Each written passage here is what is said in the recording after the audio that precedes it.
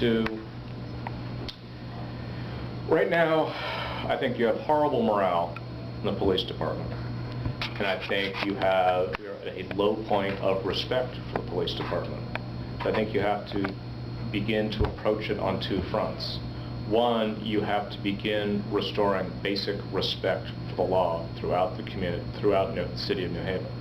And that means that you have more police officers in the various neighborhoods, which is something the city can certainly afford, because twice a year at this point, the budget is having to be amended to allow for excess overtime. So if we're putting in for excess overtime, it means we could be spending the money on the basic police officers to begin with, and have more people actually in the streets. And by that, I don't mean just more people around downtown, but I mean actually more people in the streets, out in the various neighborhoods of New Haven. Downtown is a neighborhood, but it's no more or less a neighborhood than New Hallville, than Dixwell, than Fairhaven, than East Rock, than West Rock, than Westville, or wherever people are. People want to see police officers, not just driving through, occasionally walking through, occasionally bicycling through. And you might laugh, but because I have one and I enjoy using it, where the sidewalks are nice, segwaying through can be interesting around New Haven. But you increase visibility. And you increase visibility of the police and have them start reminding people that during the winter time you are not supposed to be riding a snowmobile down the street. You're not supposed to be doing a whole lot of things, just dumping your garbage out on the sidewalks.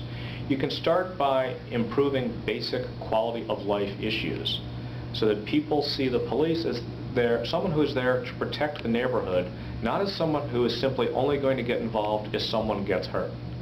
Because if they see the police as people who only get involved when someone gets hurt, you've essentially established a threshold that, okay, we can do whatever we want as long as no one does get hurt, because the police aren't going to get involved. They're not going to get out of their car. They're not going to go investigate what's going on in the corner.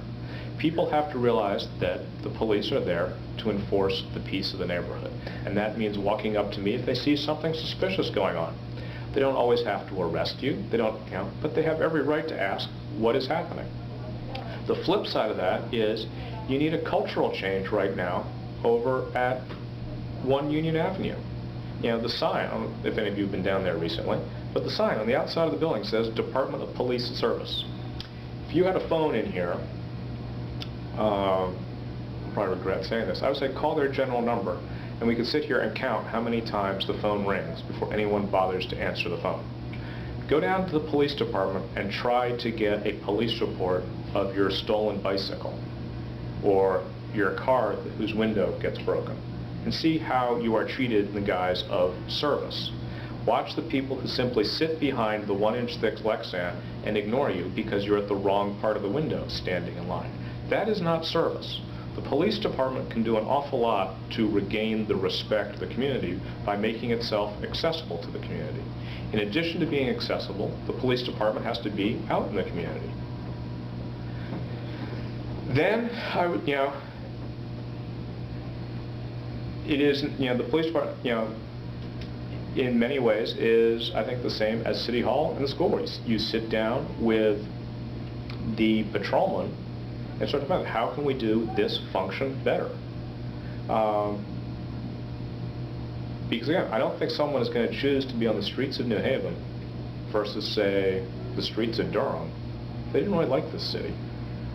So let's give them a background where they can really do their jobs, where we can administer them properly, so that we are not creating the opportunity for both corruption and the perception of rampant corruption. And people begin to respect the police department as a visible and viable part of making their community safer. But right now, downtown shouldn't be the only place that has police departments, and the ones that you see shouldn't just be Yale Police and Yale Security. I mean,